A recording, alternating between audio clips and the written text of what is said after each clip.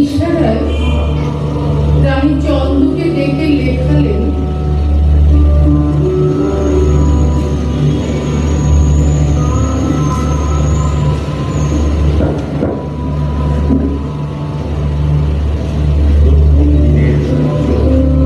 প্রথম দিনের সূর্য প্রশ্ন করেছিল সত্তার নতুন আবির্ভাবে, কে তুমি? মেনে দিন উত্তর। বৎসর বৎসর চলে গেল, দিবসের শেষ সূর্য শেষ প্রশ্ন উচ্চারিল পশ্চিম সাগর তীরে নিস্তব্ধ সন্ধ্যায়, কে তুমি?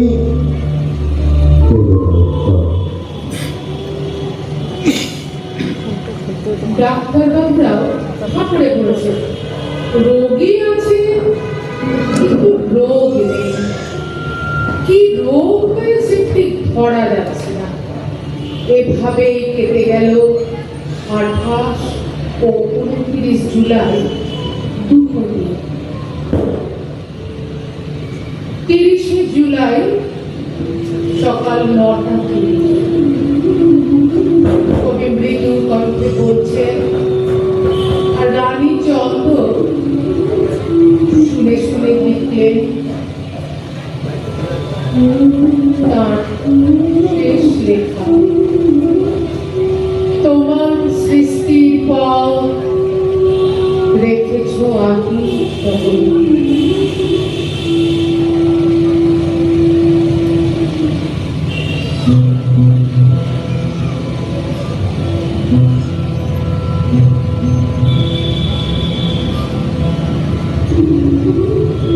সকাল 10টা। ডাক্তার ললিত মোহন বন্দ্যোপাধ্যায় প্রবেশ করতেন। আছেন রানী চন্দ্র এবং প্রশান্ত মহালনবেশ। ললিত বাবু এসেছেন গুরুদেব।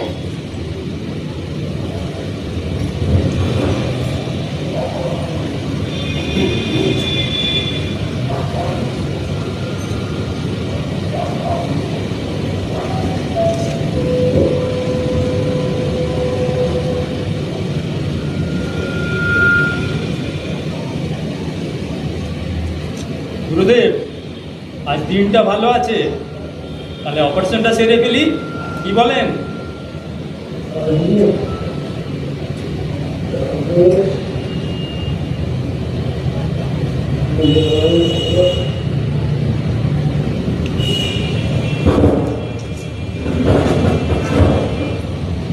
কবি রানী চন্দ্রকে বললেন,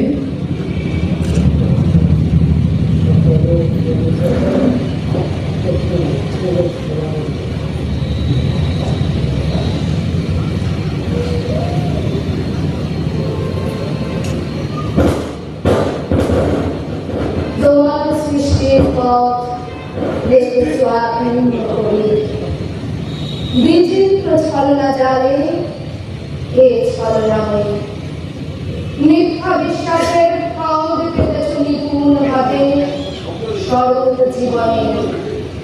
এই প্রবঞ্চনাকে মহত্বের করেছ চিহ্নিত, তারপরে রাত্রি গোপন রাত্রি তোমার জ্যোতিষ্কতারে যে পথ দেখায়, সে যে অন্তরের পথ, সে যে কিন্তু স্বচ্ছ সহজ বিশ্বাসে, সে যে পরে তারে চির সমুজ্জ্বল। বাহিরে ফুটে অন্তরে সে ঋজু, এই নিয়ে আমার গৌরব। নতুন তাদের সত্যের সেপায় আগুন অবলম্বে ধৌত অন্তরে অন্তরে কিছুতে পারে না তারে প্রবর্তিতে।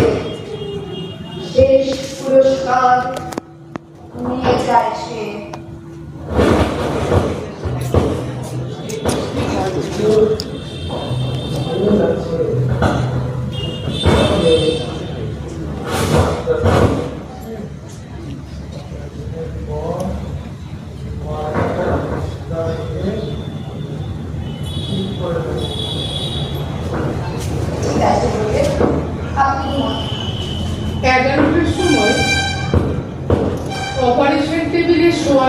কবিকে।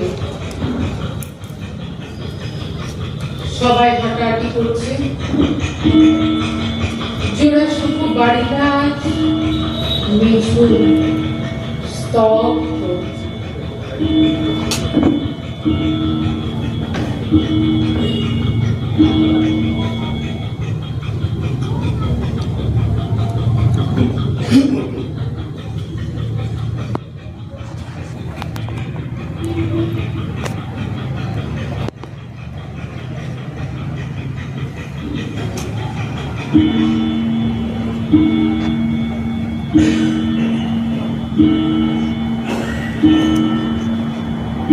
বারোটা নাগাদ কবিকে আনা হলো খাটে।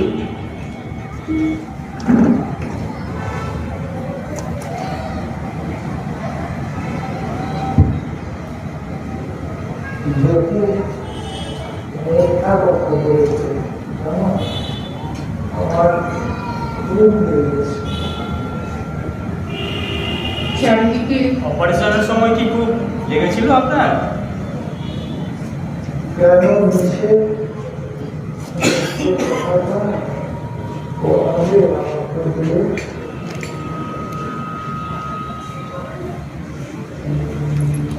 একত্রিশে জুলাইয়ের পর তাপমাত্রা বাড়তে লাগলো।